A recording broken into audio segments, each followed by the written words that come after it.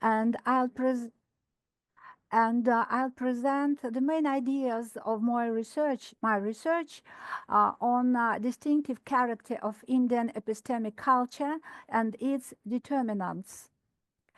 The problem of knowledge production has been one of the most important philosophical problems in all cultural super-system since ancient times, and it remains very significant today. Each culture develops its own system of knowledge that ensure the viability of culture. However, any local system of traditional knowledge that successfully solves the problem of its own civilization set up barriers of misunderstanding for the representatives of other civilizations.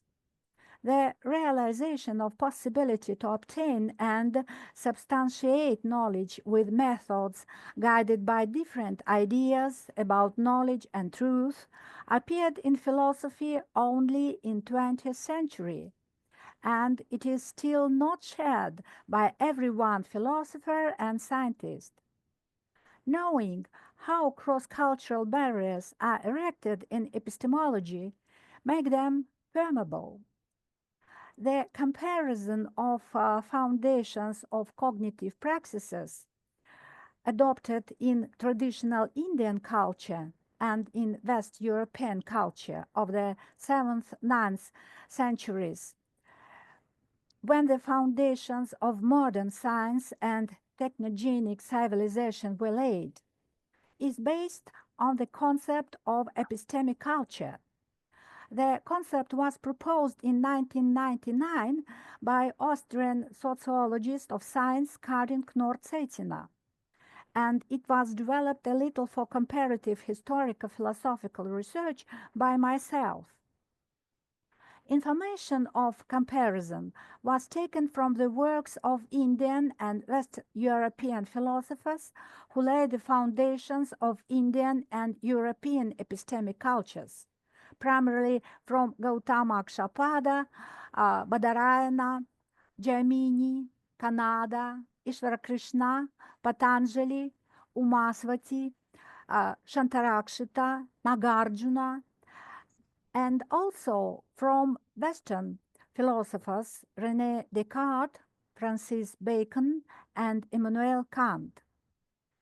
Anticipating possible criticism for the asynchrony of primary sources being compared, I would say that this asynchrony does not make meaningless the comparison itself, since the texts cited in the paper reflect the key characteristics of compared epistemic cultures. I see epistemic culture as a special field of meaning making, as an open set of cultural practices related to the production, fixation, and transmission of knowledge. Today, epistemologists includes into the cultural practices not only science and philosophy, but also religion, ideology, arts, and any other relevant practices. For example, literacy. Uh, this approach allows researchers to notice in local cultures some different degree of influence of each of them on the formation of cognitive principles. Why it's important to see epistemic culture as open concept? Because spectrum of cognitive practices differ in different cultures, and a researcher can focus on those practices that were specific in the reaching cultures.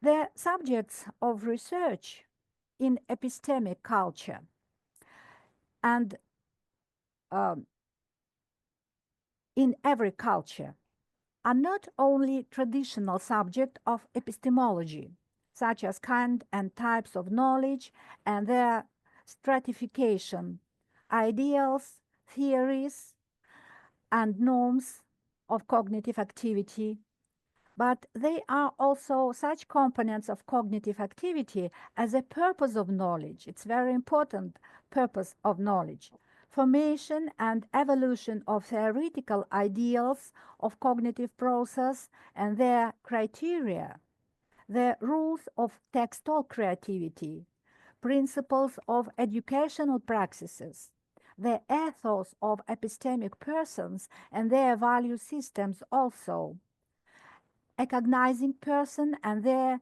transcendental consciousness. For today, all of them are considered in non-classical theories, in particular in social epistemology and in evolutionary epistemology. That is why they were included in epistemic cultures as their elements. The conjunction of new conception allows us to consider the production of knowledge more adequately to that is happened in reality. The openness of content of epistemic culture concept allow us to explore each epistemic culture in its uniqueness. It's important to know that it's possible to distinguish research not only local epistemic cultures, in particular Indian and European, but it's possible to distinguish and explore singular epistemic cultures inside one local epistemic culture also. For example, Nyaya epistemology, Jain epistemology, and Buddhist one inside common area of traditional Indian epistemology. Or if we speak on Western epistemic culture, we can compare epistemic practices in physics, mathematics, biology, etc. And this way we can explicate some features of Western epistemic culture in a whole. This is exactly the conclusion reached by Karin Knorr-Tsetina and Jonardon Ganeri. The conceptual core of Indian epistemic culture is fixed in the texts on Indian epistemology and logic, Pramanavada. As it is well known, discussions of Pramanavada are an obligatory part of the basic writings of all darshanas. But the foundations of Pramanavada were laid much earlier, in 7th, 5th centuries BC, by religious thinkers, Brahmanas and Shramanas, in discussions among them. The method shared by Indian thinkers in Pramanavada and in Brahmanical sciences were practically the same ones as developed and used in Western theoretical knowledge. They were the methods of definition, classification, establishing rules, methods of etymological analysis of special terms, analogy, inference, proof, refutation, etc. The methods were developed by Indian Panditas independently, and they were used with different limitations and extensions than in Western science philosophy. The limited format of presentation prompted me to focus on such fundamental differences of Indian epistemic culture as interpretation of aims, ideals, and norms of cognition. References to these three values always precede the exposition by Indian philosophers of their doctrines, metaphysical, religious, and on natural philosophy. What the Indians said there is strikingly different from the well-known statements of the same issues by philosophers of modern time. René Descartes, Francis Bacon, Immanuel Kant, and George Wilhelm Hegel considered philosophy as science. I will not read the citation from Kant or anybody else. They are on presentation. But I must to say that all systems of Indian thought said something rather different from the words of Western philosophers. What see the Western philosophers as the aim of cognition was absolute truth. And in all systems of Indian thought, name the aim of cognition was not truth, but was the good for human being. In different systems, good was understood differently, but it was good. It was not simply mental truth. It's very important. It was so in Charvaka school, it was so in Nyaya Darshana, in Sankhya, Yoga, Mimamsa, Vedanta, and Jainism and Buddhism also. Good is the value another time than truth. It is the value of a high level. It is an existential level. It is a way of being of the soul, as Orthodox and Jain philosopher thought, and a new way of consciousness, a new way of being of consciousness, as Buddhist philosophers taught. It is another high level of reality, Paramartha Sat value, beyond the material low level of reality, Samvriti Sat or Vyavahara. Due to the subordination of knowledge to the goal of liberation, the final result of knowledge is inscribed in an integral religio-philosophical picture of the world. And this preserved the idiosyncrasies of traditional culture, unlike those philosophical pictures of the world that replaced each other in Western history. Syncresis of the level of polemics, ontological, logical, epistemological, and religious levels, permit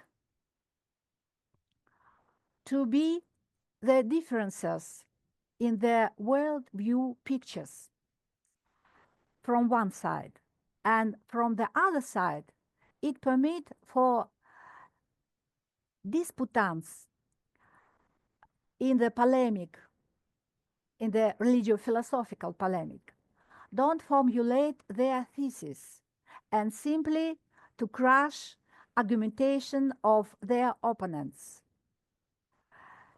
And it is rather difficult for Western researcher to understand the real sense of the polemic, to identify Indian philosophers, for example, Nagarjuna or Jaina philosophers. Another differences is differences in ideals and norms of cognition. In Western epistemic culture, there is one ideal of cognitive practices. It is absolute truth in modern time. And this truth was defined by Immanuel Kant. Absolute truth was considered as mental, expressible in language, an ambiguous, objective, and unchangeable copy of reality.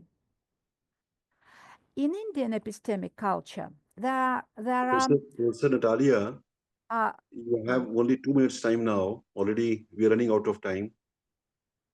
Okay. I say a few words only.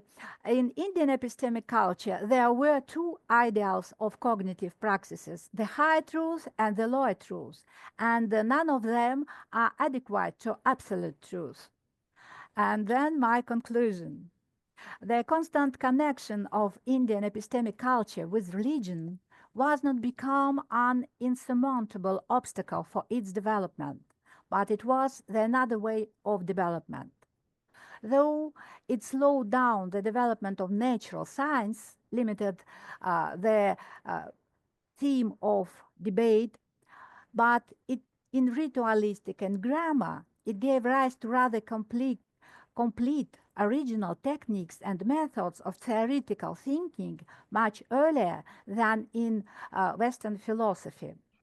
The achievements presented in theoretical Brahmanical texts influenced on theoretical thinking of unorthodox schools, and common discussions of Brahmanas and Shramanas, their interchanging of ideas define the unity of Indian epistemic culture and its distinctive characteristics.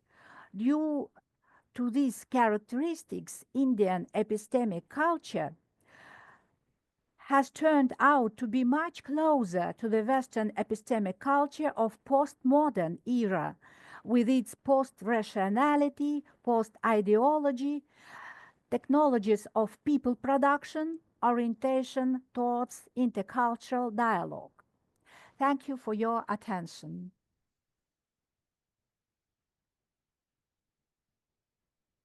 Thank you very much, Professor Nataliya Kanaeva. In fact, you really brought out a lot of issues in such a limited time. The topic is so, in fact, is wide encompassing. The topic to know about Indian epistemic culture and their distinctive character obviously requires more time. But thank you very much. I think I'm sure that some questions will be raised at the end of the session. Now we should go and request the next speaker, Dr. Agi Wittich, and she is again going to speak on. In fact, her work mainly is on yoga and the intersection of Hinduism and gender, which again is very important for us to understand. And she is currently at University of Jerusalem in Israel. Over to you, Dr. Agi. So hello and shalom and namaskar. I'm very happy to be here today. And today I would like to explore the fascinating intersection of oral tradition and textual authority in the transmission of knowledge within Iyengar yoga, a microcosm that reflects broader patterns in Indian knowledge systems. Iyengar yoga, developed by BKS Iyengar in the 20th century, represents a living bridge between what is perceived to be ancient yogic wisdom and contemporary practice.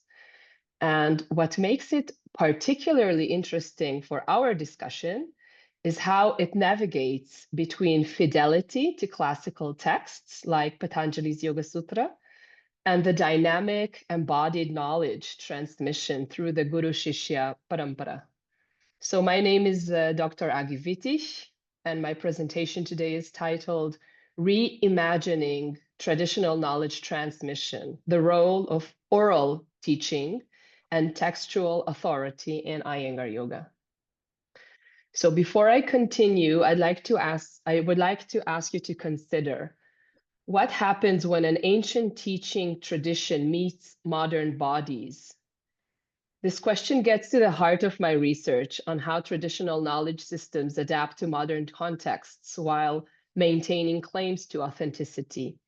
Since in my research, I explore how traditional Indian knowledge systems adapt to modern contexts through the case study of Iyengar Yoga.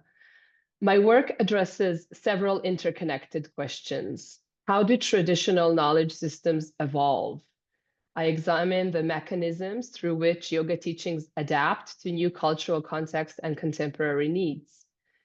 The second question is, what maintains authenticity during adaptation? I investigate how practitioners reconcile innovations with claims to traditional authority. And third, why does this matter? With growing global interest in traditional practices, we need frameworks for preserving core elements while ensuring accessibility and relevance. To explore these questions, I analyzed over 50 literature sources from the Iyengar tradition and conducted over 40 ethnographic interviews with certified Iyengar teachers between the years 2015 and 2019. One of my research findings is the changing motivations for using Sanskrit terminology. In the early 20th century, BKS Iyengar used Sanskrit texts primarily to justify teaching yoga to women, a controversial innovation at the time. Today, with women forming the majority of practitioners, this justification is no longer needed. Yet, Sanskrit terminology persists, now serving different functions, providing practitioners with a sense of authenticity, creating connections to lineage, and adding meaning to contemporary practices.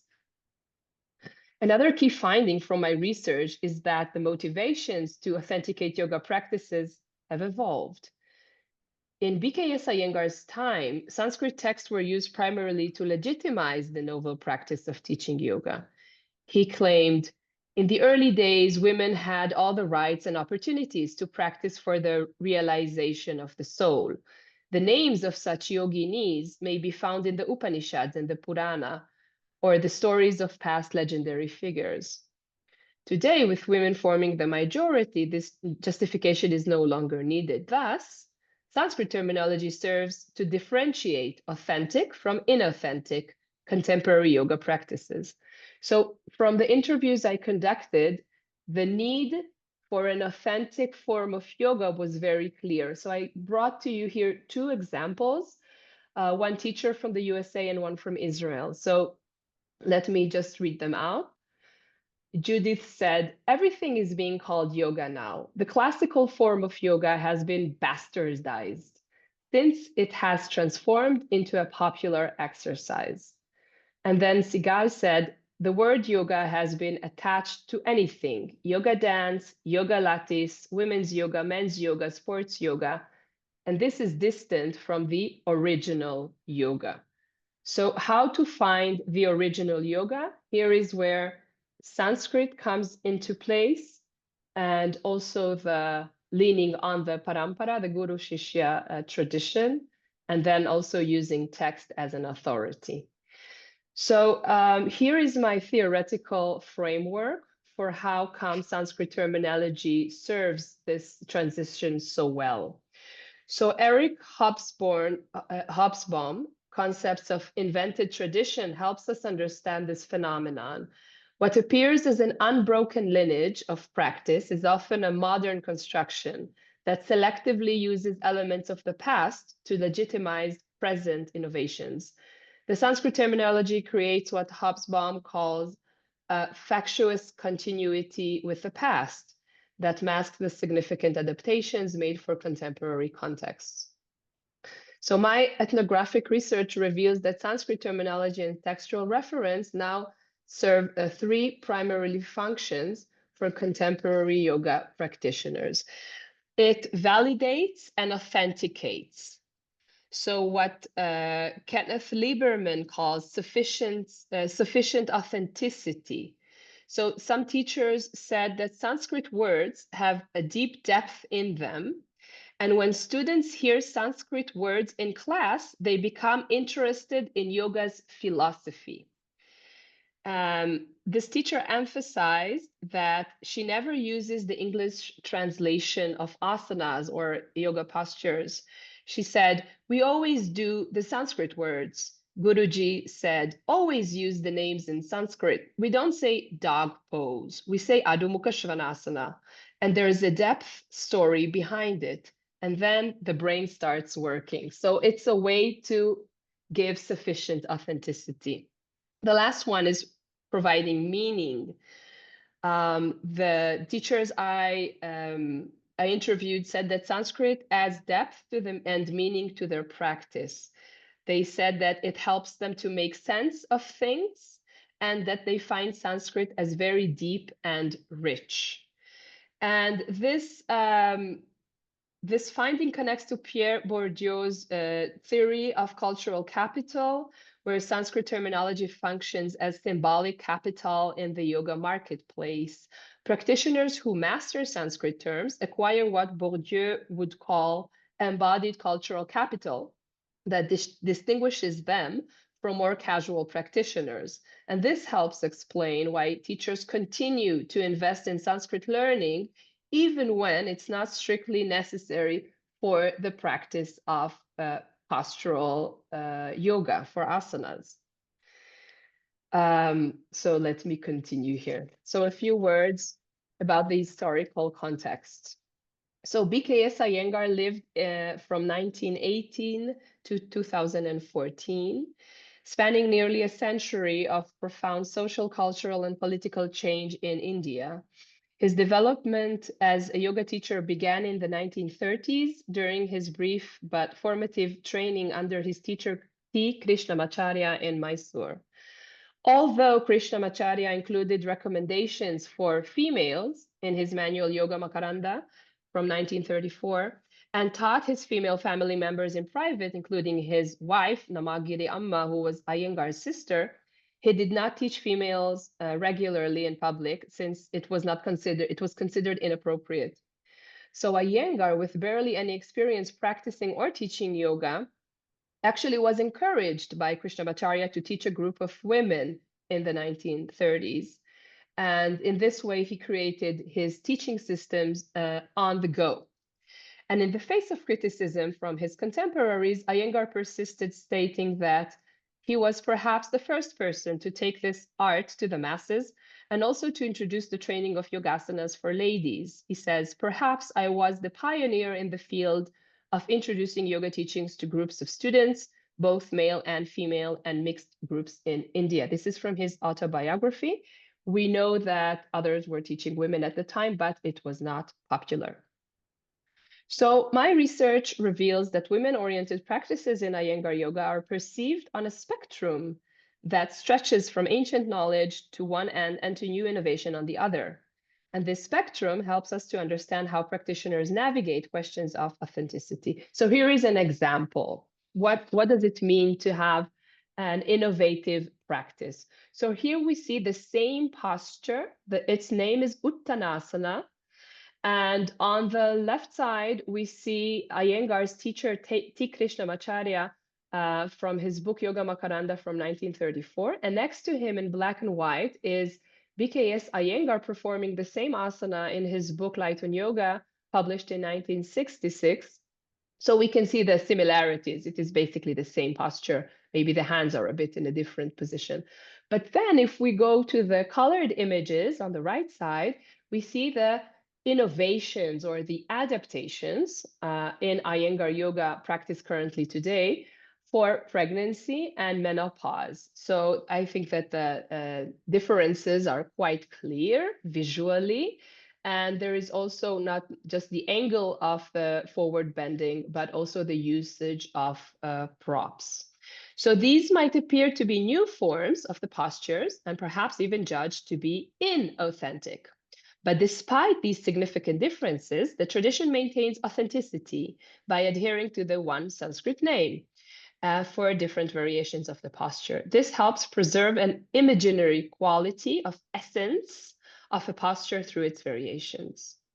There are other justifications, like relying on mythological figures, such as Gonika, who is Patanjali's mother, who is said to be practicing yoga, Maitreyi, Yajnavalkya's wife from the Upanishads, Parvati, Shiva's wife from the Puranas, and so on and so on. So many female figures are mentioned to have been practicing yoga in the past, and that also helps to authenticate the newly formed practices. So I continue. My analysis identified three key mechanisms through which Iyengar yoga maintains connection to classical yoga tradition. First is the strategic use of Sanskrit terminology and classical text. The tradition incorporates Patanjali's Yoga Sutra and the Hatha Yoga Pradipika as authoritative sources, most visibly through the invocation to Patanjali that begins every class. There is a lot of reference to the Bhagavad Gita as well and to the Upanishads. Second is the connection to the guru-disciple lineage or parampara. Despite his relatively brief direct training with Krishnamacharya, seen on the left, Iyengar consistently acknowledged his place within this lineage. So Iyengar yoga is connected both to the lineage of Krishnamacharya and also to the lineage of Patanjali. And third, the systematic documentation of oral teachings. This will be now what I will focus on. The extensive publication record of the Iyengar family has created a formal repository of what traditionally would have been transmitted only through direct teacher-student interactions. Thus, an under-theorized aspect of Iyengar Yoga's authenticity claims is the systematic documentation of oral teachings through publications. So I'm drawing on Walter Ong's theory of secondary orality.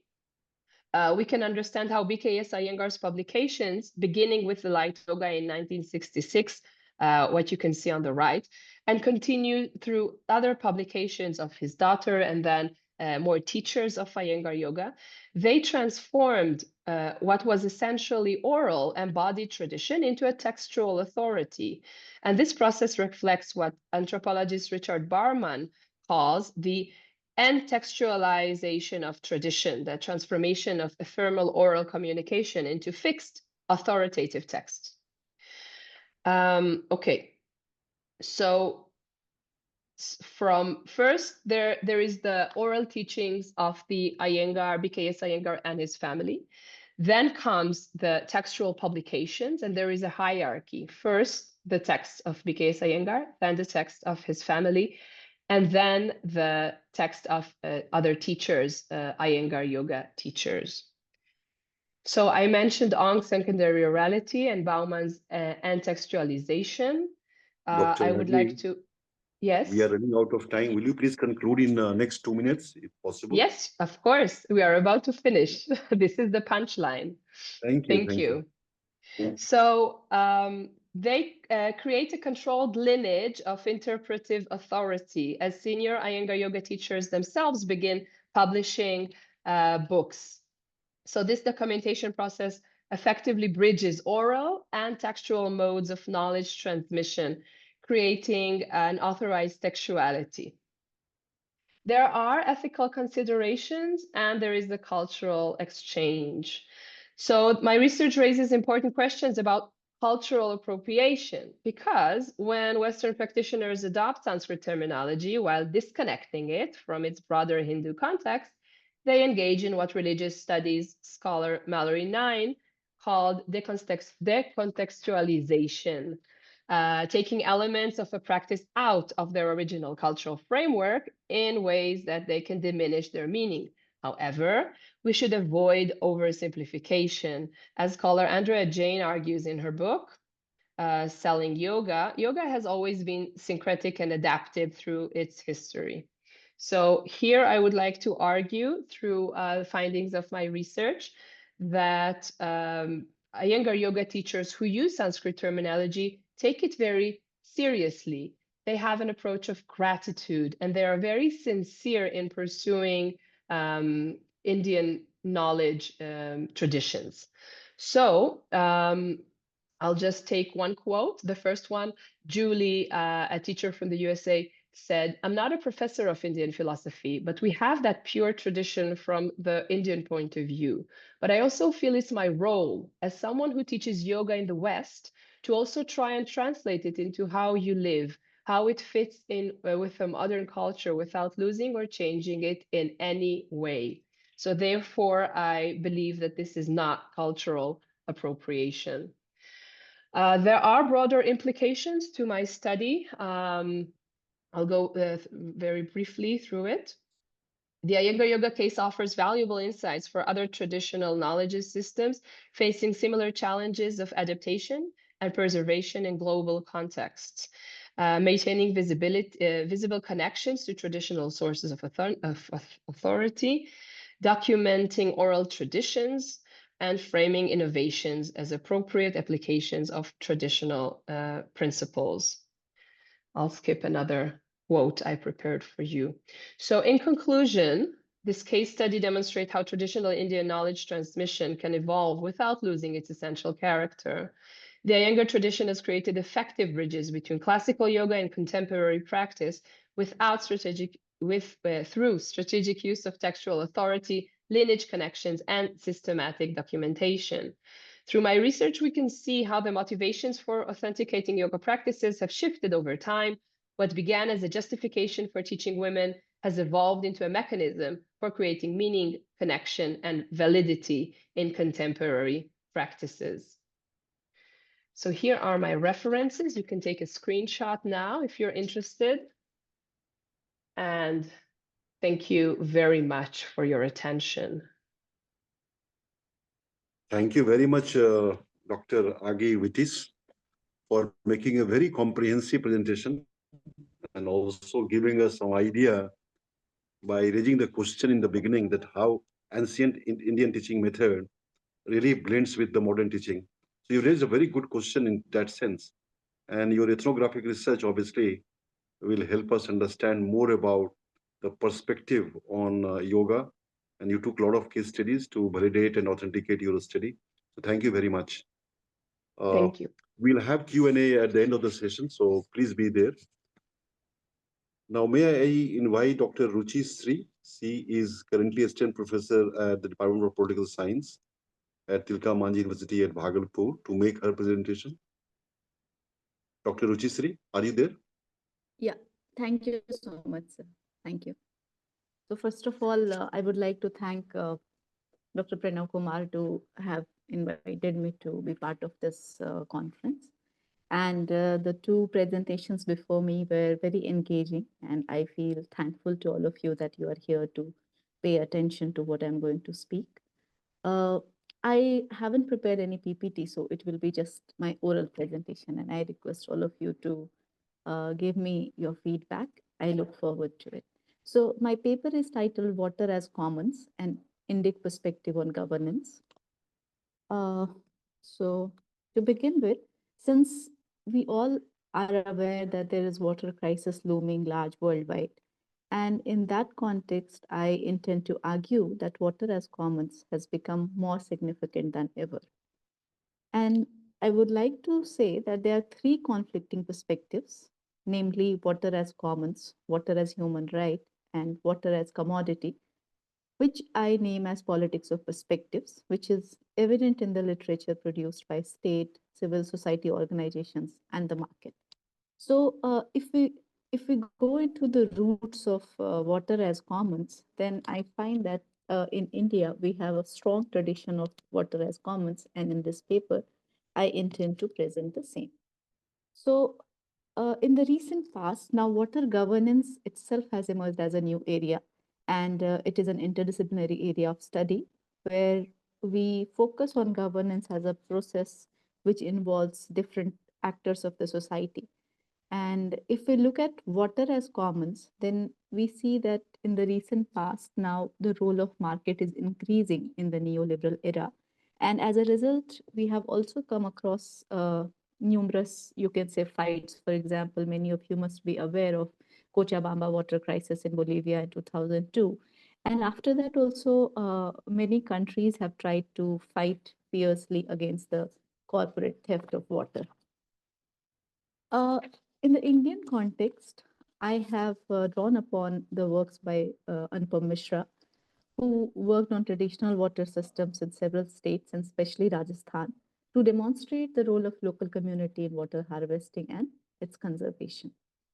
The paper argues that water as commons as a perspective is deeply rooted in Indian history and society, and we need to take up water in its cultural as well as political aspect together due to its role in livelihood generation and its role in the economy, ecology, etc. So I have used the method of critical discourse analysis to engage with the term commons because we now come across many terms which are similar and confusing at the same time. For example, I would like to say that when we say water as commons, it's not the same as when we say water as global, you can say global common good or say economic good. So we need to understand that what are the problems when we engage with the term commons and if it is confused with if the divide between commons and commodity is thinning. So I have mainly divided my paper into two parts. The first part has talks about the roots of water as commons and its relevance in contemporary politics or perspectives. And the second part engages with the Indic perspective of governance. So to begin with, the contemporary debates on water as commons. So primarily we come across two contradictory trends which is emerging worldwide on water.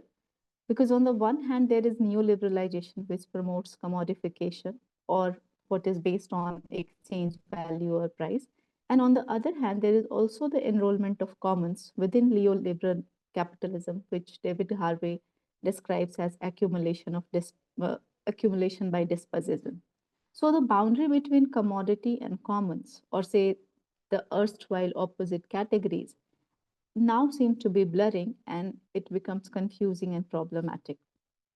Uh, if we look at some of the recent, you can say, reports, for example, by the Global Commission on Economics of Water, it says that water is a global common good. And then it stresses on why we need to increase the role of water, the role of market. So it is the economics of water which is becoming the most important, you can say, aspect, and its cultural and other aspects, or you can say spiritual aspect. These are the things which are taking a back seat. So if we engage with water as commons to now water as a global common good, we come across there is a remarkable shift, and which I consider it's more of like a paradigm shift in the understanding of water. So, to my mind, the idea of commons is actually based on beyond ownership, or we can say shared entity. But the notion of global common good is based on its appropriation and role of market as an entity which is central to it. So I think that the idea of commons is being hijacked by the neoliberal discourse to interpret it as common good. And as we see what Maudre Barlow in his book Blue Gold, he has partly reflected on this changing trend. And we are gradually moving towards like the commodity perspective is becoming much more dominant. So primarily, if we get into the second part of the paper, or you can say the idea of commons around governance, then the debate started around say 1990s when Elinor Ostrom's book Governing the Commons came. And she has focused on the common pool's resources. And then Ostrom's debate with Garrett Hardin, the tragedy of the commons. So that lies in the roots of this commons and commodity kind of a thing. Uh, so for us, the challenge remains that how do we evolve a mechanism that will accommodate the interests of the market as key actor, because we are in the neoliberal age. And then we have state as a regulator, and we have the local communities which are dependent on various water sources such as rivers, ponds, etc. for their day-to-day needs. So in that context, then governance as a paradigm becomes very significant for us in order to bring these stakeholders together, as they all have their different needs and they need to be engaged together in order to have the governance of the commons. Now, if I talk about, say, commons perspective in Indian context, then primarily in India, we talk about, say, pre-state social arrangements and collective governance of resources for a very long time. And if some of you would know about Vinoba Bhave, who was the follower of Gandhi, he called it like he gave a notion of Sabai Bhumi Gopalki, like all the land belongs to the god. So in that sense, since God is not as an entity, we don't get to see the God, but probably what it means is that it is about beyond ownership, and why such things like, say, mountains, forests, and such land and other things belong to everyone, or why we need to imagine commons in a certain way. So what has happened is that now we have the terms like, say, commons, common resources, common property resources, common pool resources. So these numerous terminology around commons, it shows that commons is very much, you can say, one of the perspectives, and we need to engage with that. In the post-independence period, we are aware that in India, there is this history of state appropriation.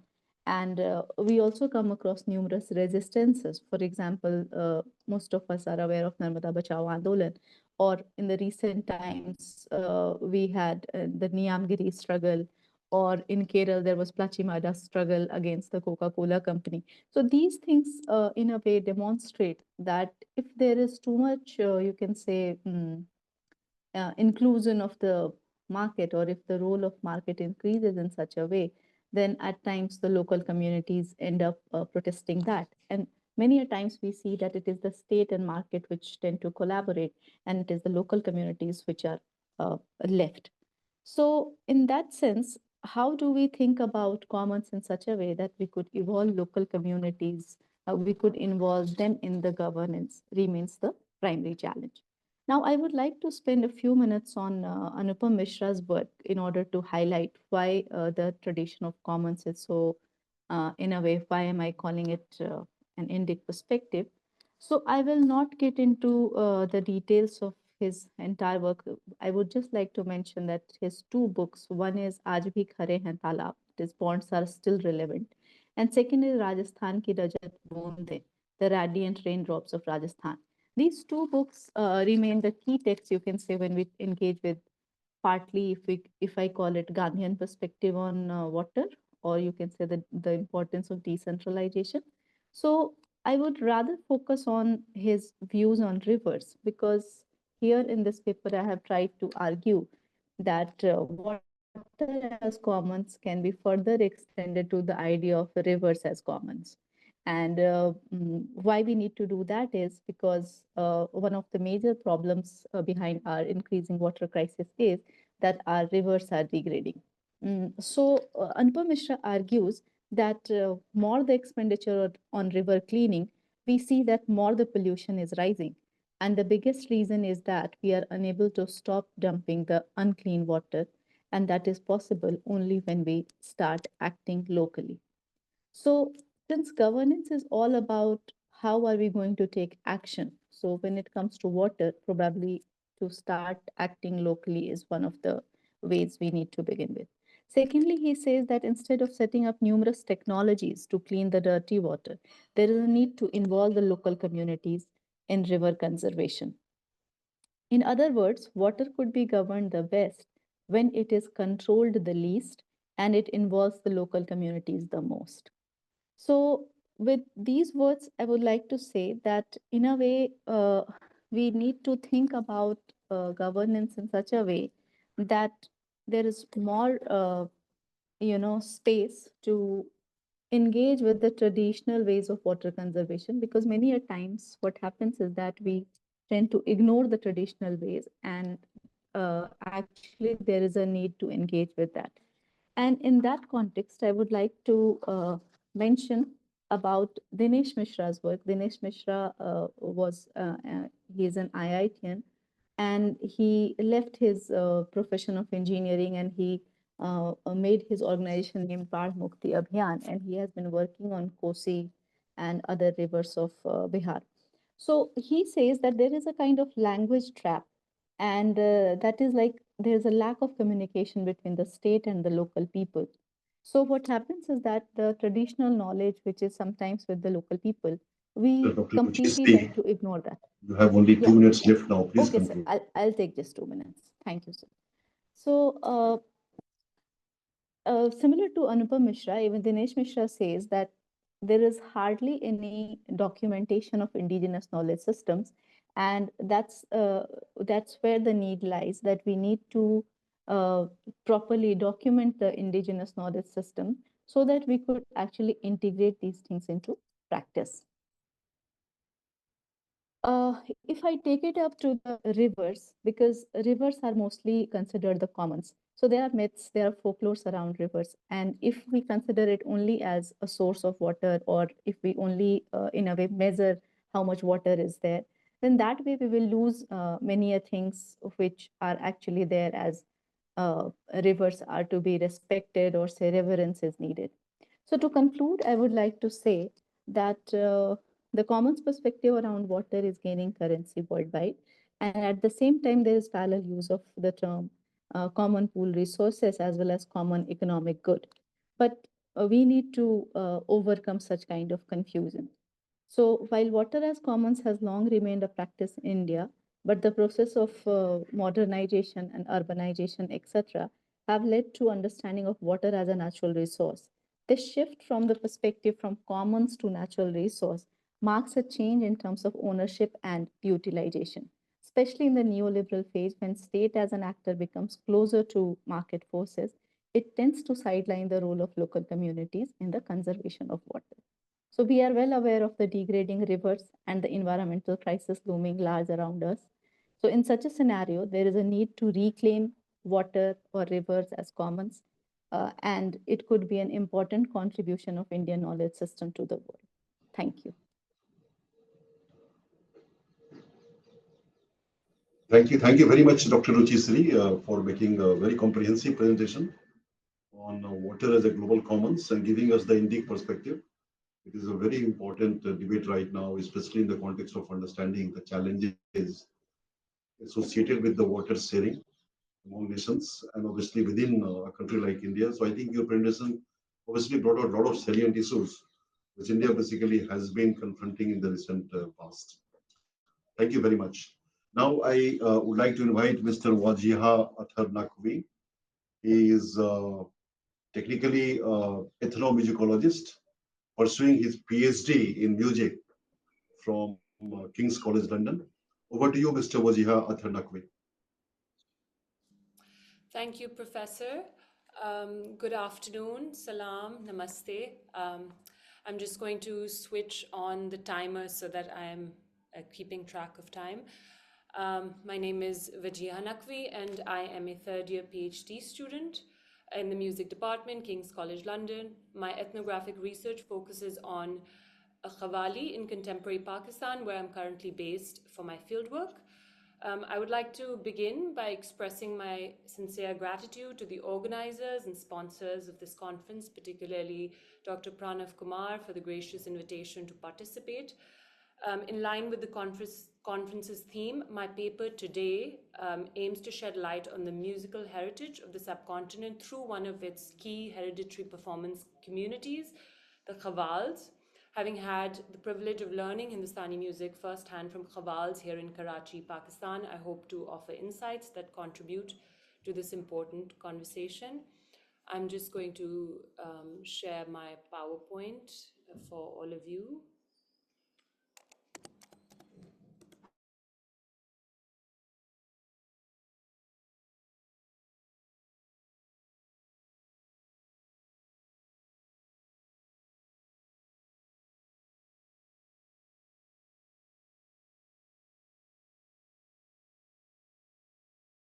Okay, there it is. Can everyone see this? All right. So this is the title of my presentation, following the Qawwal Bacche Delhi Gharana lineage from Tanras Khan till date. So today, Qawwals are primarily known for their association with Qawwali, a Sufi Islamic genre of Hindustani music performed as part of the ritual tradition of Sama. However, the history of Qawwals extends far beyond this genre. Originally, Qawwals were a hereditary guild of musical specialists with exclusive performing rights at designated Sufi shrines, which are dargahs across South Asia. References to Qawwals appear in Sufi treatises as early as the 10th century, though they were initially described using the term qawl, which is an Arabic word referring to sayings attributed to God, the Prophet Muhammad, or Sufi saints. So the term Qawwali actually emerged from the Arabic word qawl, which means, and Qawwal itself means a reciter or singer of qawl. And hence the term Qawwali, which is now used as a distinct musical genre in a term developed many centuries later. Beyond their role in Sufi shrines and ritual gatherings, Qawwals have also been held as in high status as professional musicians in royal courts alongside Kalavants. So while Kalavants specialized in Drupad, Been, Rabab, Qawwals were skilled in Qawl, which later became Qawwali, Tarana, Ghazal, Khayal, and other musical styles. So with this historical context in mind, this paper focuses on one of the most revered Qawwali lineages today, which is the Qawwal Bacche Delhi Gharana. Considered amongst one of the oldest Qawwal lineages, they trace their musical heritage to the earliest disciples of Mir Khusro, the 13th century poet, courtier of Delhi, who was also a disciple of Hazrat Nizamuddin Aulia. And one of the most notable figures from this rich ancestral lineage was Tanras Khan, a celebrated court musician of the last Mughal emperor, Bahadur Shah Zafar. So following the 1857 War of Independence and the fall of Delhi, Tanras Khan and his family migrated to Hyderabad in Deccan, and where he still continues to be buried at the Shah Khamosh Shrine. And for the next century, Tanras Khan's lineage remained based in Hyderabad. However, after the partition in 1947 between India and Pakistan, a few members returned to Delhi to resume their hereditary role as Qawwals, while the majority migrated to Karachi, Pakistan, where they continue to be based today, and which is where I am primarily conducting my fieldwork on this lineage. Qawwals or Qawwali in Hindustani music discourse today, despite their diverse performance practices, there continues to be a rigid hierarchy that elevates the classical forms, while Qawwali is comparatively much more marginalized. This process of canonization or classicization is acknowledged now by the current wave of scholars on Hindustani music, and Anna Newcombe in 2022 article notes that Qawwals are much lower in status than Khayal singers. Qawwali is not even within the remit of classical music. Similarly, Patrick Weston in his 2015 study describes Qawwali as occupying a liminal space, neither folk enough for folk studies nor classical enough for classical music scholarship. So building on scholars like Newcombe and Weston, though their research is primarily focused on post-colonial India, I seek to further challenge some of these rigid classifications within the study of modern Hindustani music. And this is because, as Anna Newcombe has identified, Hindustani music has been predominantly studied as a delineated classical zone, restricting an understanding of the interconnectedness of performers, genres and styles across regions, geographies, and performance traditions. So instead of viewing Qawwali in isolation, I demonstrate how certain members of the Qawwal Bacche have actively preserved, performed, and transmitted their hereditary Khayal repertoire alongside Qawwali, despite their predominant association only with Qawwali. So this challenges essentialized notions of musical identity and underscores the fluid, overlapping nature of Hindustani musical traditions in practice. The transmission of Hindustani music, including genealogical information on hereditary musicians, has occurred through both written texts and oral histories. My research on the Qawwal Bacche lineage similarly relies on a combination of oral testimonies drawn from interviews with living members of the Tanras Khan lineage in Karachi, archives, which includes musical recordings, and published texts to reconstruct the family's history and musical heritage. Among the most significant written sources is Ustad Vilayat Hussain Khan's memoir, Sangeetagyon ke Samsmaran, which was published in India in 1959. Now, this text has been widely regarded as an authoritative study of Gharana musicians, and both Daniel Newman and Bonnie Wade, who are pioneering Western ethnomusicologists on Indian music, have relied and drawn on this memoir, on Ustad Vilayat Hussain Khan's memoirs, to corroborate their own research on musicians, their lineages, Gharana histories. However, despite its significance, much of the information on the Tanras Khan lineage has been largely overlooked, and one reason, as identified earlier, has indeed been this artificial split between performers of the classical Khayal and semi-classical Qawwali prevalent within the earlier decades of ethnomusicological scholarship.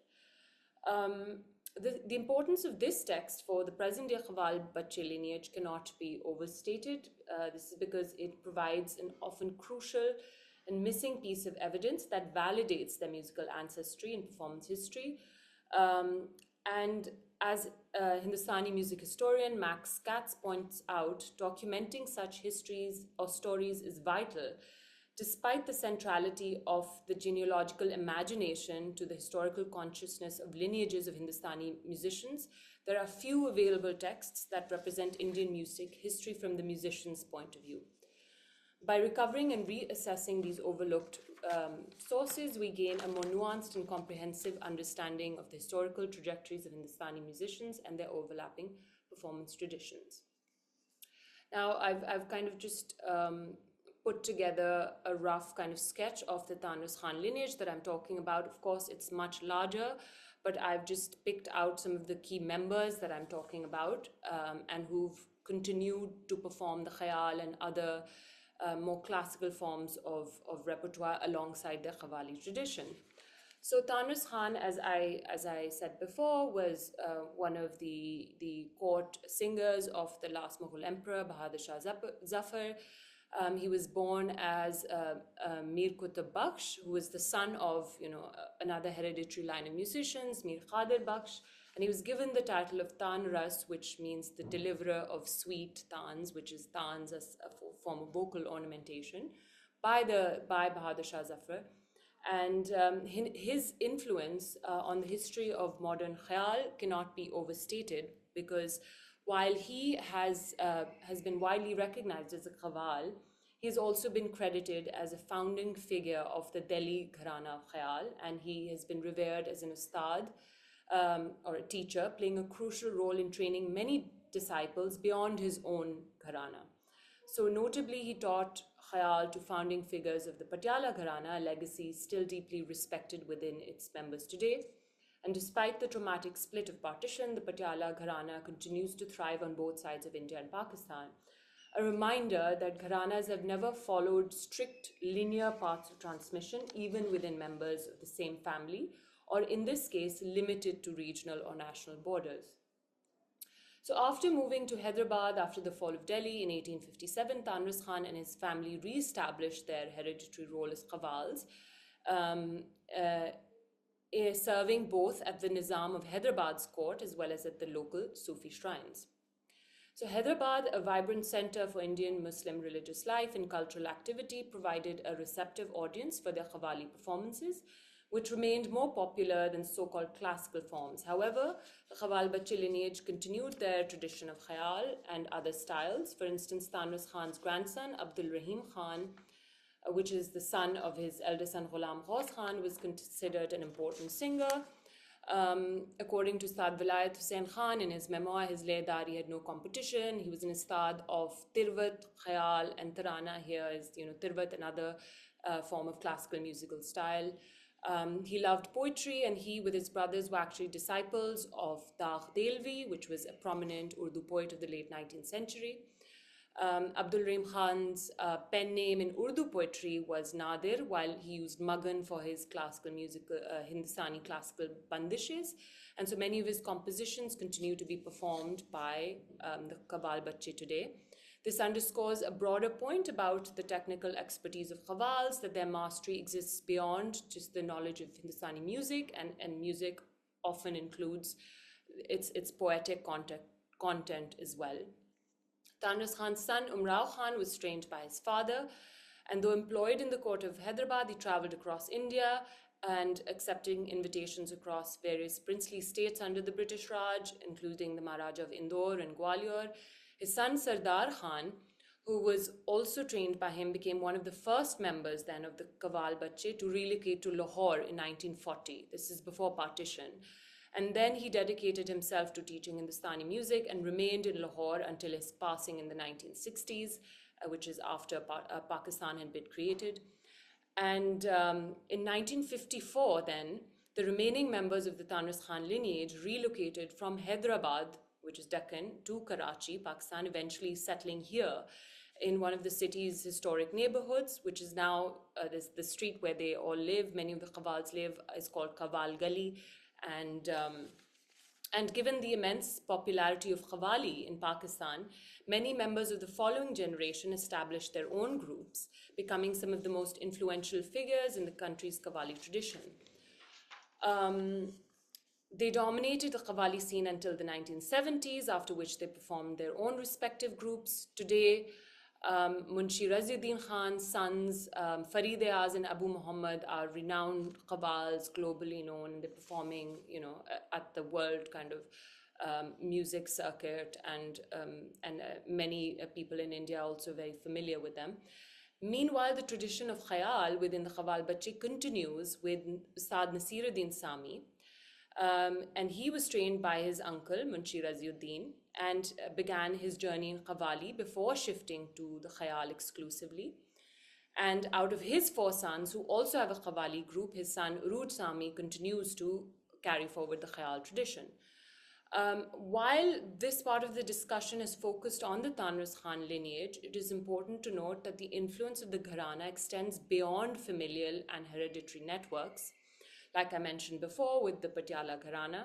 So the Qawwal Bacche continue to train and mentor students outside the family, ensuring that the tradition is intact but also evolves in diverse ways. A prominent example within the contemporary South Asian music scene is New York-based Pakistani artist Ali Sethi, who was trained by Nasiruddin Sami and has developed a distinctive musical style that blends Hindustani classical vocals with popular music. I have a few links that I was able to dig out from the archives. This is Ustad Sardar Khan, so Tanras Khan's grandson. And I mean, maybe we might not have time, but I have a few recordings of his as well that I've been able to plug out that are not Qawwali. This is a Tirvat recording. I maybe because of lack of time, I can share it with those who would be interested. Ustad Nasiruddin Sami, who is currently alive and doing well. This is in his Karachi home, sitting in front of his ancestor's portrait.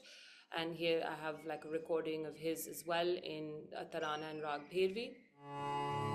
Sorry. So to conclude, I would like to return to the central theme of today's conference, reimagining and reclaiming the knowledge traditions of Bharat beyond boundaries and definitions. One of the key objectives of this paper, alongside highlighting the overlooked legacy of Qawwals within Hindustani music historiography, has been to illuminate the fractured narratives of music that exist beyond contemporary nationalist frameworks of state, religion, and borders, particularly across present-day India and Pakistan. To truly work towards a decolonial perspective, as emphasized in the conference, it is essential to acknowledge 2 major moments of rupture in Hindustani music history: the events of 1847, the partition of 1947. In this regard, the 1857 War of Independence against the British, followed by the 1947 partition that resulted in the literal split of the same Tanras Khan Qawwal Bacche family across India and Pakistan, presents itself as the most extreme example of musicians impacted by this division. Both continue to shape the region's musical landscape in profound ways. At the same time, I believe that much of this historical fragmentation can indeed be reconciled, and conferences like this play a crucial role in fostering dialogue, allowing scholars from India, Pakistan, and beyond to collaborate in piecing together these scattered, but not necessarily missing, fragments of our shared musical heritage. Thank you. Thank you very much, Ms. Wajiha Naqvi, I think, for a very interesting and comprehensive presentation.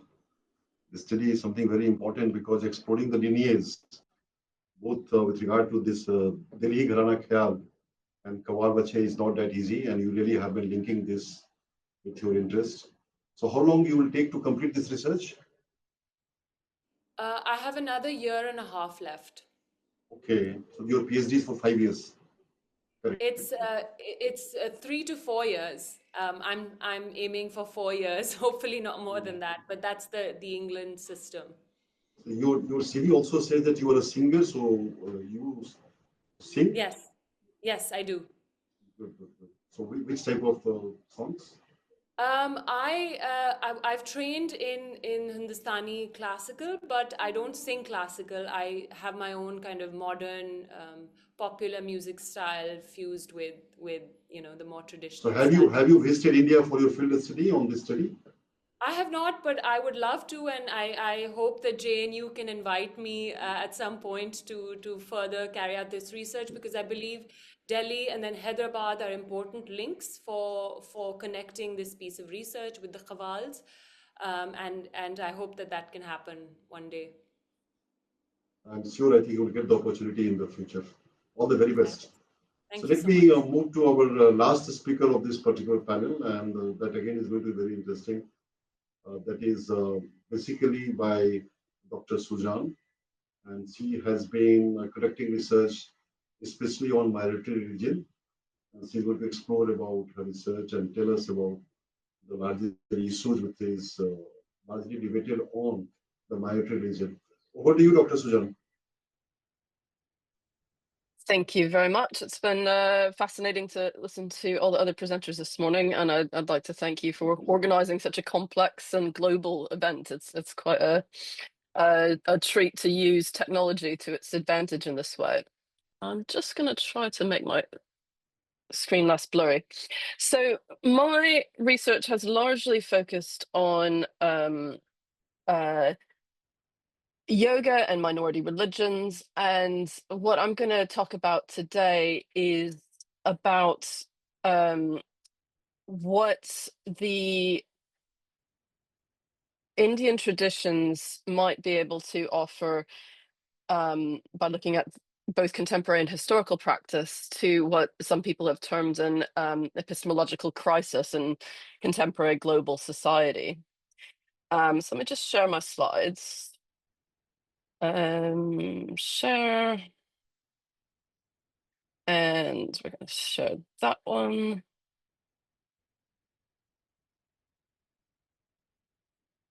And let's go for the full screen. Okay, so someone tell me if that's not working right. Basically, the idea of an epistemological crisis comes from both the idea of us globally having trouble establishing what is valid and accurate news sources about contemporary events. And more specifically, a lot of my research has looked into health and well-being. And so this is a COVID reactionary protest in the United States in 2021. And there's a conflation of issues shown here, but one of the things that continues to be of contemporary relevance is a confusion of how to make healthcare decisions, both on a personal level and on a public policy level, on what criteria, what is true, and on what criteria should we make our decisions. And I was really intrigued by Professor Nataliya's first presentation and the criteria of truth being for the common good, because I think that also has a lot of synergies with what I want to try to draw out. So my colleague Suzanne Crockford has come up with this idea of radical empiricism to describe what is becoming a dominant criteria for making these decisions, which is basically it feels true. And her work is largely concerned with the climate crisis and how scientific evidence is now kind of in many spheres given a second seat to your personal experience. So, for example, going to America, climate change. I am American, so when I go home in the summer, my neighbors tell me that climate change isn't happening because it wasn't so hot this summer than it was last summer. And so they're drawing on their personal experience and the kind of idea of incorporating scientific consensus from a global perspective, or the debates within science, and not to say that science is ever giving a definitive answer, but that level of engagement with evidence and truth seems less accessible than it was maybe 20 or 30 years ago. So this is the kind of epistemological crisis that I agree with the description is characterizing our global world today. This is a kind of schema of different kinds of epistemes that one of my colleagues has, David Robertson, has developed to try to untangle some of the ways in which individuals and groups of people are arising at their sense of truth. And I'll get onto the Indian traditions in just a second that I have personal research in. So he's drawing on the idea of cultural capital in Bordeaux to create this idea of epistemic capital, and this idea that science has the highest epistemic capital in global educated society, although what exactly constitutes a scientific episteme is contested. It always has been, it always will be. That's almost a criteria of that episteme. And the claim of scientific validity is often more important than following the scientific process of arriving at truth. So because it has a highest cultural capital, epistemic capital, claiming that something is scientific is as rhetorically valid as it's a claim for rhetorical validity that doesn't necessarily engage with the scientific epistemic method of arriving at truth by dialogue, by continual testing of hypothesis, by reproduction. So I mean, scientific episteme is a process, not an outcome, whereas the rhetorical claim for scientific epistemic truth is one of proof of an absolute truth. So in practice, that means that most of the epistemic claims we see in contemporary society are actually of tradition. They're claim for the scientific tradition. It could be also because we, or people like us, do things like this. This is the way it is. We know this to be true. We know that our crops have been declining in recent years because, but the reasons why, is it because of over farming of a monocrop? Is it because of the kind of fertilizer being used? Is it because of depletion of water resources? Those kind of debates are often that there's a collective truth, but the investigation of the empiricism of it often takes a second seat under the traditional episteme. And what I'm calling the radical empiricism is this experience of truthiness. It feels true.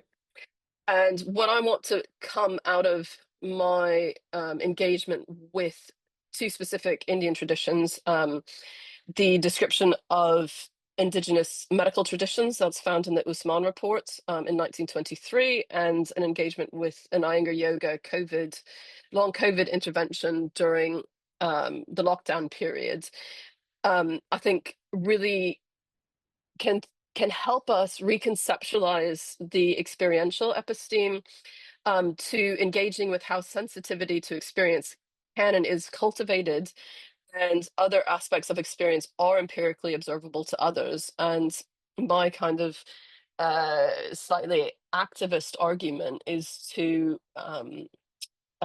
suggest that we can draw on Indian traditions to engage with and recreate a much more critical experiential epistemic practice, which allows for both a real engagement with and attention to experience, but also a critical awareness of not all understandings of experience are as equally subtle and equally valid and equally lead to common good or individual good. The other two epistemic modes here are just worth mentioning in practice. Or one is channeling, so that this would be like a divinely channeled text, but in contemporary practices, a lot of people will receive messages or believe that someone has received a message from a non-human, a deity, and this is still very much seen throughout the contemporary world. It hasn't gone away. We aren't more scientific. And the synthetic, which is kind of a drawing together of different bits of information. In many ways, this presentation is emblematic of a synthetic kind of epistemic practice, in that I'm drawing together examples based from a number of different traditions. Okay, so let me get on. This is the definition of radical empiricism. So it describes a disassociation of knowledge produced through scientific methods from immediate human experiences. And in the context of this epistemic crisis, it's a kind of uncritical attachment to one's own immediate empirical experience. So to challenge this idea, I'm going to draw on some of the testimony from the report to the Committee on Indigenous Systems of Medicine in 1920 23, which is commonly known as the Usman Report. And this is such a fantastic resource historically.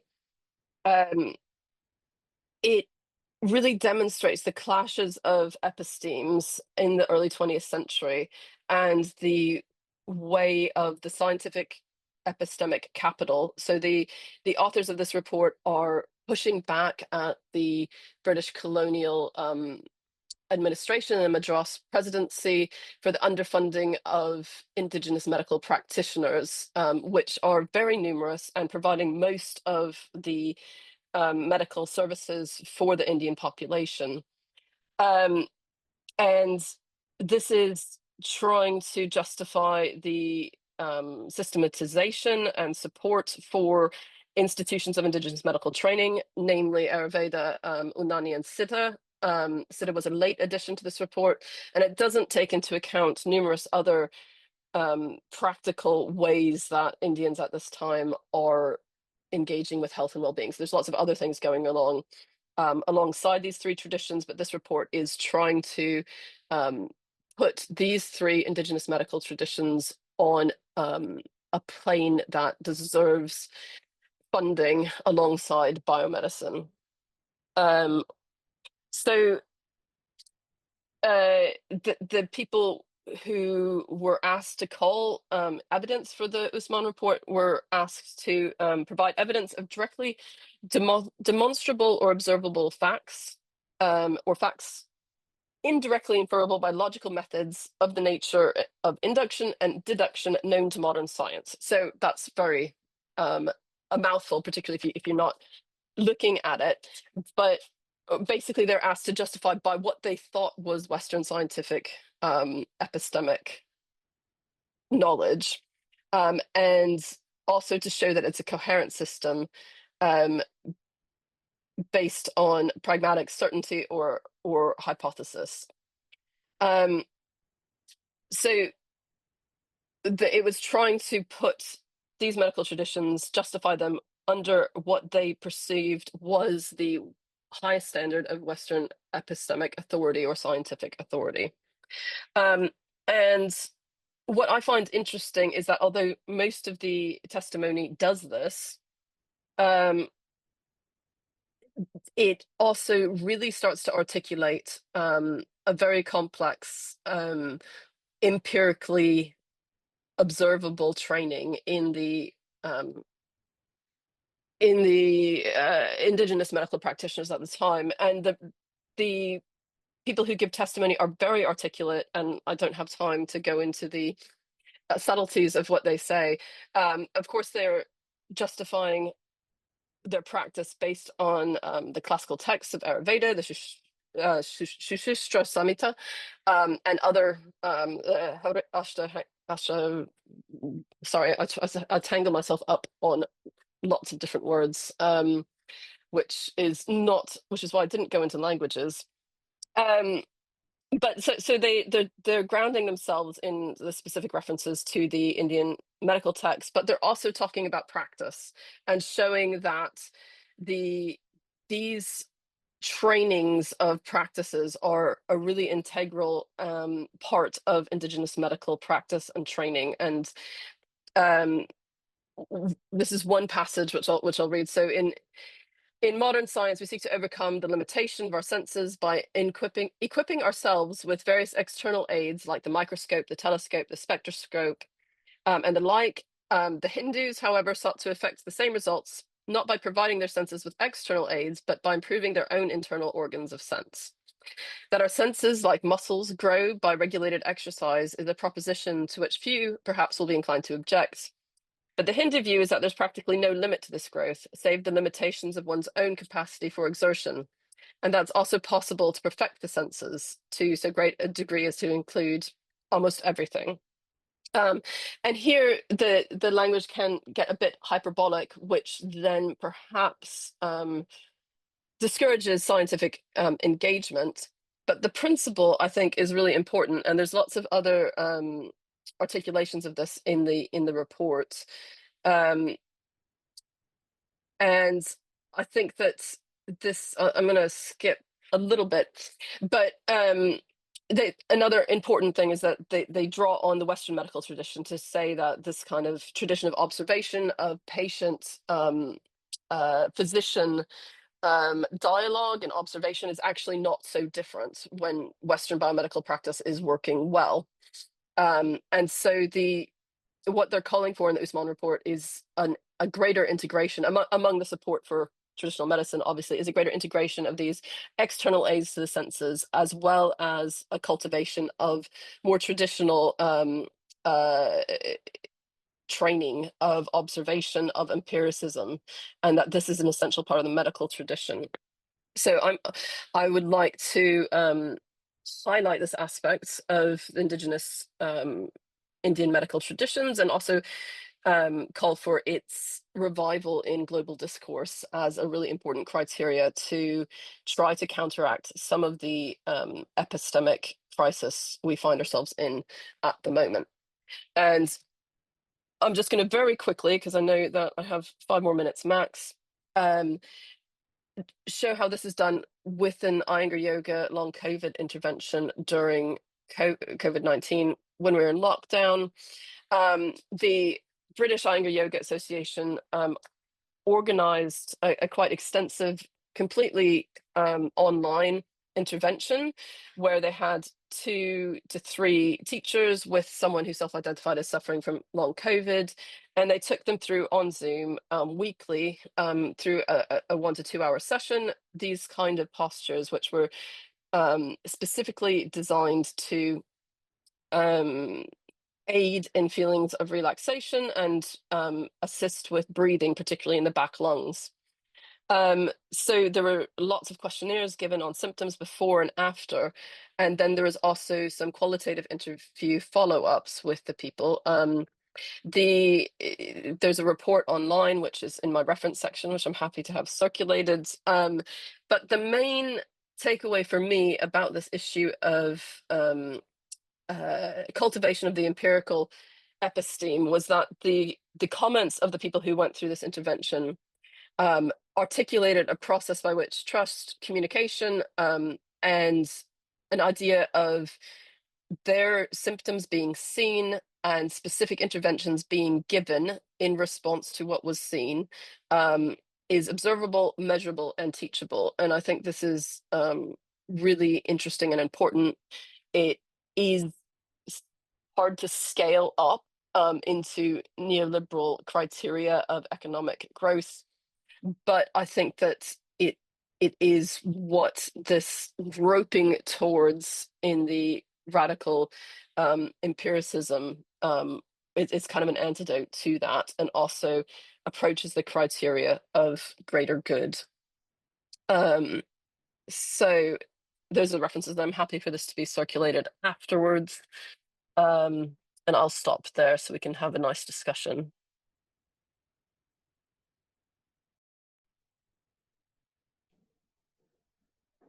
Thank you very much, Dr. Suzanne, for again making a very interesting presentation on various issues of India's traditional knowledge system, as well as the various challenges which you highlighted with regard to the COVID and the post-COVID, and how, in fact, this Iyengar yoga became a part of preferred priority for the rest of the world. Thank you very much. So I think all of you will agree that all the 5 presentations made so far in this panel obviously brought out a lot of salient issues, and the focus of all the 5 to me looks as if there is a challenge, especially in the context of preserving and conserving Indian knowledge system. And in that context, I think now certainly through this research, I think the rest of the world will come to know the relevance, significance, and importance of Indian knowledge system.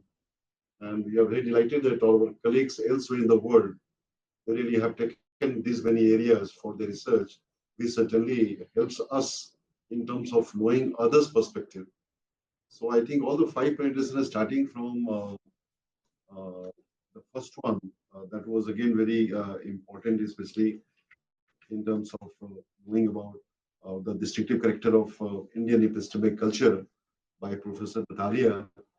That is that again brought out a lot of issues with regard to that, how the overall challenges which India had in preserving its Indian knowledge system, how that could really be seen as a part of India's preferred priority. And she obviously highlighted a lot of this distinctive character of Indian epistemic culture. We had a very interesting presentation by Dr. Agi Wittich, and she basically obviously highlighted the traditional knowledge transmission, the challenges, the role of oral teaching, and that perhaps was one of these area where we would like to really correlate with how different it is, especially from the modern teaching methods. And she really brought a lot of salient part of the debate in the current context. Dr. Ruchi Shree again gave us a very comprehensive idea about how water really has been perceived as global commons, and she really gave us the Indic perspective on these ongoing debates on water. And water suddenly has become a global debate. It is being considered as a strategic commodity, and most of basically debates center around that how does the nation states really need to cooperate on this water area. She again brought out a lot of challenges associated with this water sharing and many other areas. So that again was very interesting. Miss Wajiha Naqvi, again, a very interesting presentation on music, and see the way she has been exploring, especially linking this Qawwal Bacche with the Gharana, I think, lineage. That is something which is very important for us to understand that how India from the beginning itself really was concentrating and focusing on many of these areas and how best we can really integrate these many findings in a manner by which India can preserve its Indian knowledge system. Dr. Suzanne again brought out a lot of interesting things, especially highlighting the experiential episteme. And in that context, he really brought out the traditional medical models of India's knowledge system. That was certainly very significant for us to know that how challenging it is, especially in the context of correlating with the various changes which have occurred, especially during this post-pandemic era, that how people really have gone back to the past in terms of not only taking those ancient practices as the preferred mode of their priority, but also using that in a manner by which there could be certainly solution to many of these emerging global problems, especially from the health point of view. So all these five presentations were very important and very significant. So I think we have some 20 minutes with us for Q&A. Those of you who are interested in asking questions, please do ask, and please be specific whom you are asking, because that perhaps will help us to generate more discussion on these five very interesting areas which this panel has brought out. So over to the audience. Anyone who would like to ask questions, please feel free, and please be specific in terms of whom you are asking the question. That perhaps would be easier for our panelists to respond to.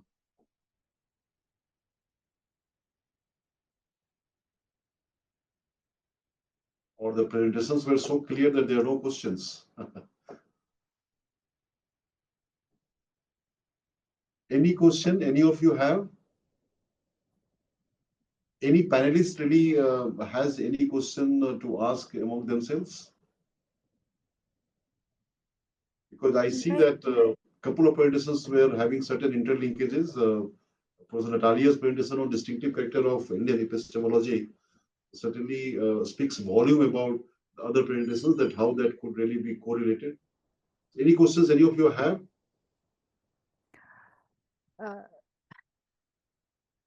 Yes, please go ahead. May I say some words? I'm very pleased to be here, and I see my perspective in investigation of Indian epistemic culture. First of all, in the translation of a very important for me book, Tattva Opaplava Simha by Jayarashi Bhatta.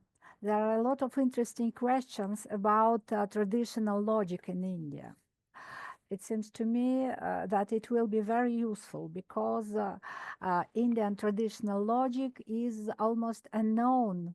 There are very many books in Russian about this subject. And once more, thank you very much. All presentations were very interesting for me. They were on different themes, but it is demonstrate Indian culture as very rich and has very much resources. Thank you very much. Thank you very much. May I I'm request all the interested. speakers to switch on their camera, and we would like to have one picture taken. I would like to ask Suzanne Newcombe a question. Yeah, please go ahead. Please go ahead. Hi, Suzanne. Could you say a few more words about, let's say, the results of this Iyengar yoga experiment that they had? You said they handed out questionnaires, and then was there a correlation between belief systems? I mean, if they were practitioners of Iyengar yoga, maybe they thought prior to the practice that this will be beneficial to them. So could you say a few words about that? Yeah, I can say a little bit. I can put the link to the report. That's just a PDF, but was fairly well. So there was basically the before and after self-reported questionnaires shows statistically significant improvements on general reports of physical and mental well-being, as well as the symptoms of fatigue and anxiety, cough, sore throat, and phlegm from the beginning of the first session to the end of the last session. A lot of the other measures did not actually show statistically significant improvement by those questionnaires. For example, there was no reported improvement on headaches or ease in breathing, which you would have expected. But in terms of the qualitative interviews, what came up was a lot of people reported improvement in sleep, and the kind of to what extent does that improve the immune system? Does that improve breathing? Does that improve fatigue? And so the kind of interrelated effects is quite difficult to unpack. And I don't think the design of the experiment was prepared to disentangle those, which is why the qualitative interviews were so important.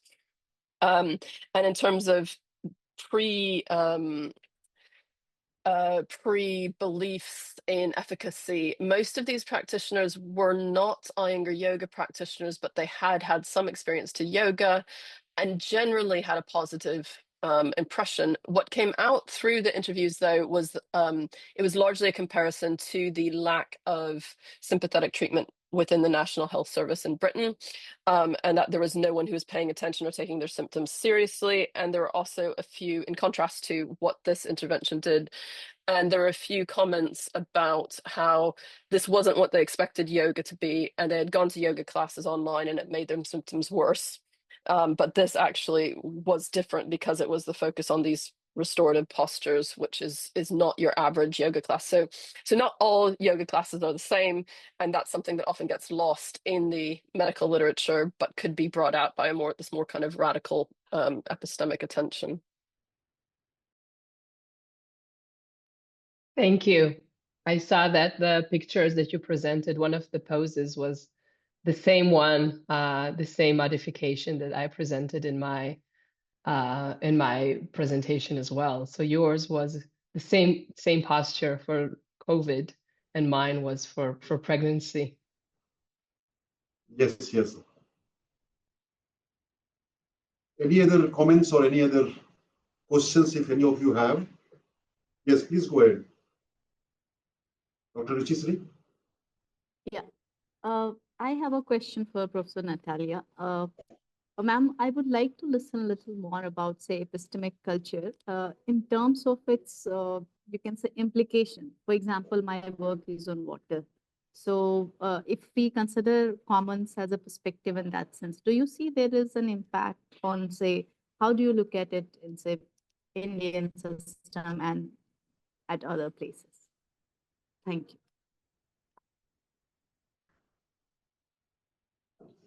Yes, Professor Nataliya, he's there? Yes, he's there.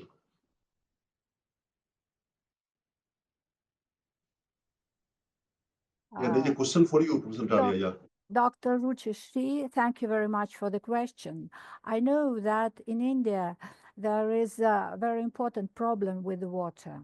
And I almost agree with you that its problem must to be resolved, and it's very difficult to resolve it at once.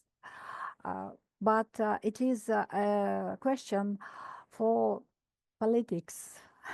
And I am, for my sorry, only theoretic in philosophy and logic. Thank you very much.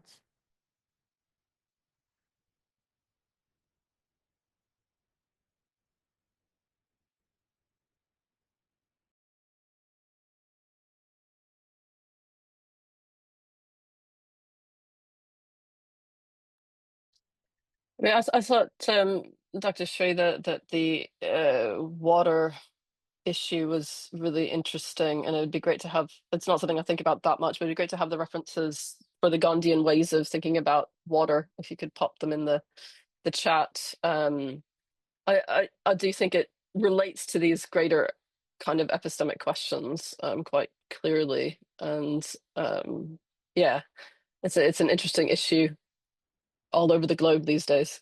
So thanks. Right, I think water is a global issue right now. It is no more India's issue. Obviously, India has the challenges, but it is being debated at the global level. In fact, a lot of these studies which have been conducted in recent past, one study had been made by the United Nations way back in the later part of 90s, where they came to the conclusion that the Third World War, if it is going to happen, it will happen over water.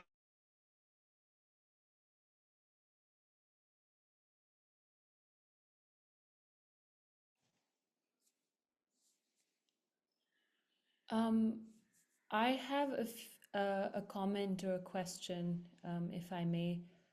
I'd like to ask Suzanne and Agi. Agi, I'm not sure if I'm pronouncing your name correctly. Okay, great. So I found a lot of overlap with the way that you've looked at, modern yoga practices, and I'm looking at a musical tradition, but I work on Qawwali, and there's a lot of conversation around authenticity and what is, like an original, authentic kind of musical tradition, what defines that. And so I guess I wanted to ask both of you a little bit more about the politics of gatekeeping, and how is it that you manage these kinds of challenges within the field with your interlocutors, and whether that's something that features also in your research. Thank you.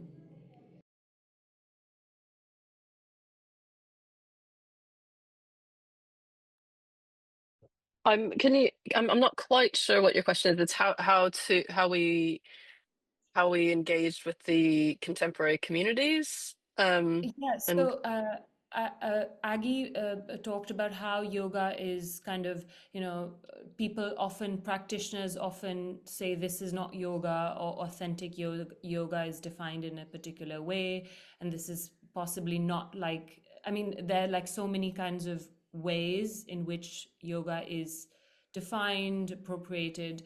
And I just wanted to ask about the politics of doing that with the practitioners or the different communities that kind of engage with these kinds of comments, or some of the gatekeepers perhaps, or power dynamics within these different sort of yoga practices. If you could speak a little bit more about that, if this is something that features in your research as well, if there are class distinctions within the different communities that you work with, or the practitioners that you work with. Maybe if Agi goes first, because I think her research is a bit more straightforward, and then I can. I'll take that as a compliment. I'm not quite sure what you are aiming at, but I'll answer from two angles. One is that in Iyengar yoga, there is a very clear hierarchy between teachers. So practitioners are divided into beginners, intermediate, and then there are seasoned practitioners, then there are teachers. There are now 5 levels of teachers. In the past, there were 13 levels of teachers. They had to go through exams in order to gain another level and advance. And then there are the Indian teachers, or I would say the Iyengar family members, who are the original teachers. They are perhaps the gatekeepers.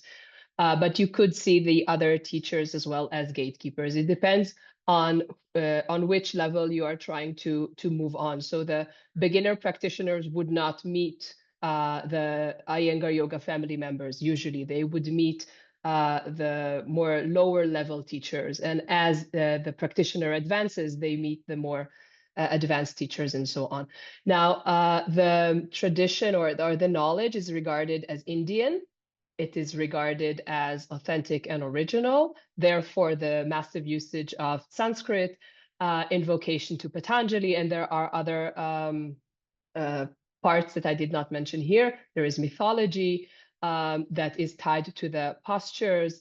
There is some mysticism around that as well. So the knowledge is considered to be authentic and Indian.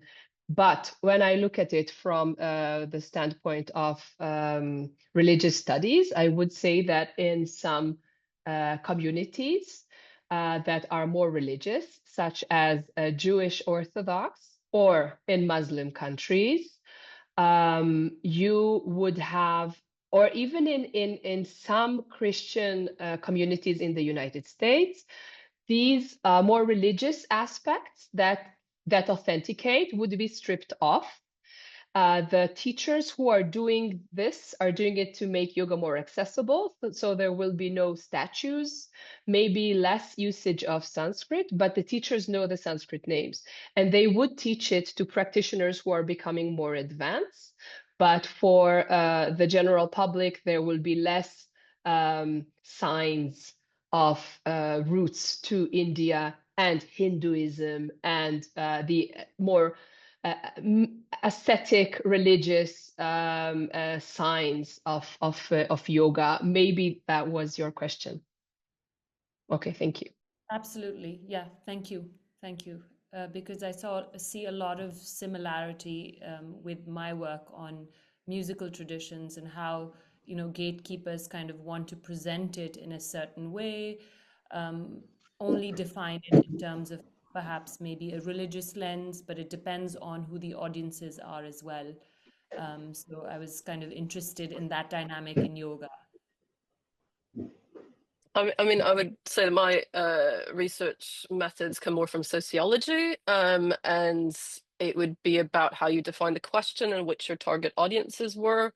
And so in your case, it might be looking at a range of both the kind of traditional gatekeepers' official narrative, as well as more innovators who are adapting the traditions, such as yourself, and trying to, depending on what your question is, try to target those different audiences. I mean, if you want to talk through, if you're in London, I could talk to you. I direct a charity based at King's College, which provides and researches new religious movements, and so there's some overlap with the Sufi traditions there. So just send me an email if you want to have a coffee sometime.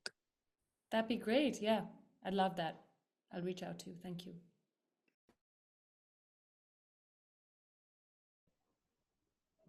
Any other comments or any other questions?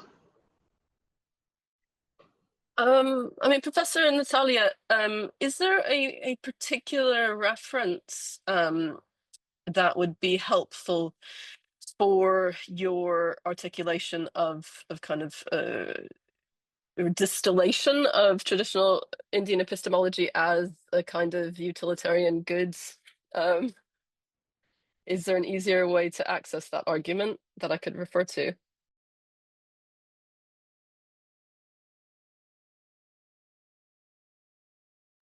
You're muted still.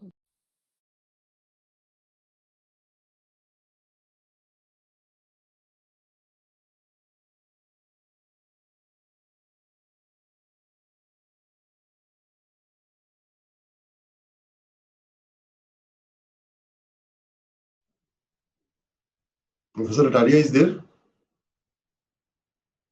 She's just muted. She's talking.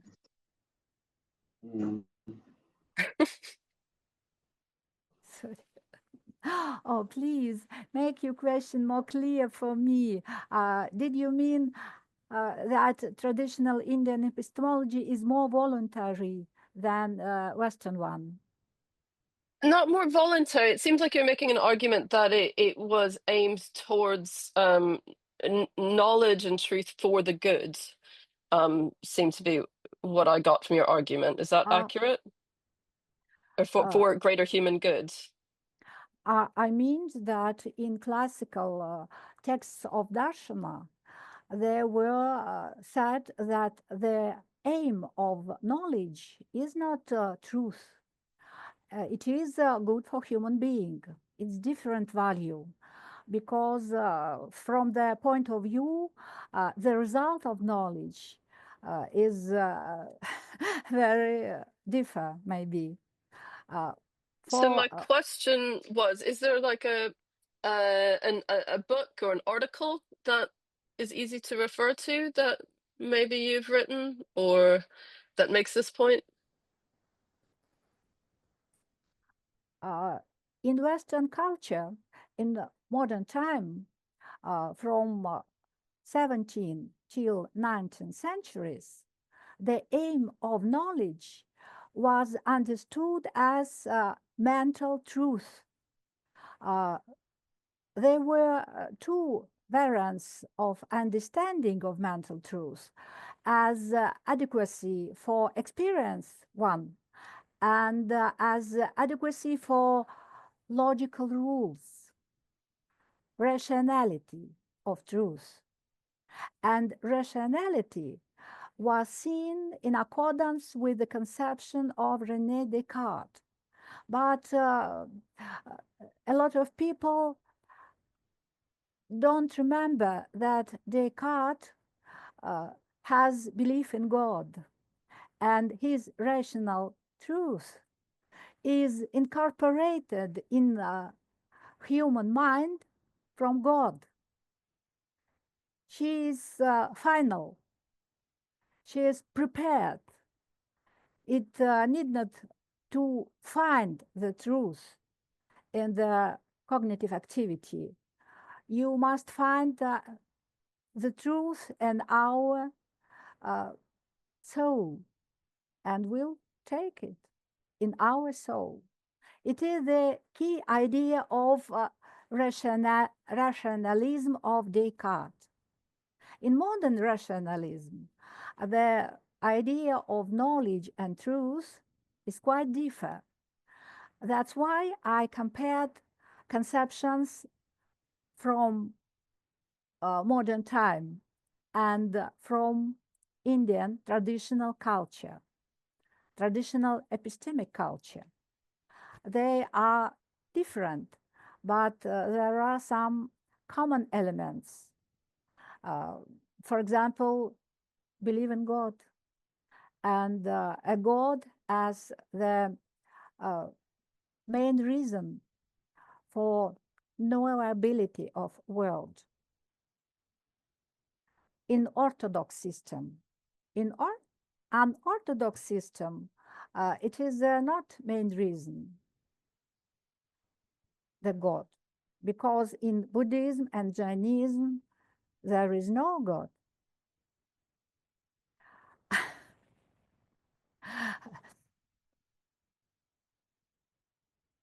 Could I explain something? That's fine. Thank you very much. Yeah. So I think a lot of these interesting discussions really have happened.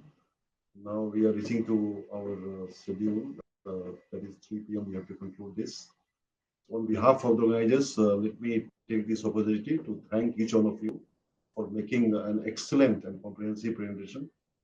And obviously, these are the areas which obviously I'm sure that all of you will keep doing, because these are something very important for Indian knowledge system, especially from the preservation point of view, and India's claim to its knowledge system. Thank you very much. And I personally have learned a number of things from all of your presentations. Each one of presentation was very interesting and very good. Thank you very much. We'll conclude this session now. Thank you. Thank you. Thank you, sir. Thank you, everyone. I think we have to take one photograph.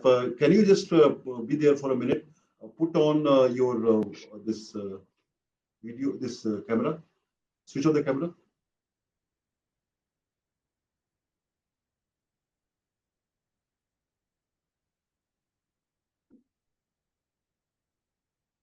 Thank you very much. Thank you very much.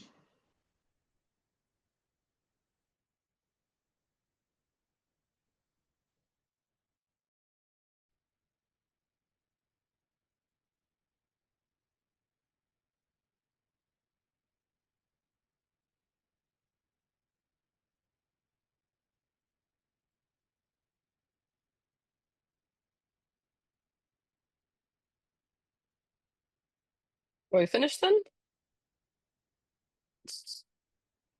I think so. Okay. Thank you, everyone. Namaste. Thank you, everyone. Namaste. It was very pleasant. only girls. It's very strange. Where is man? Much. Take care. Bye.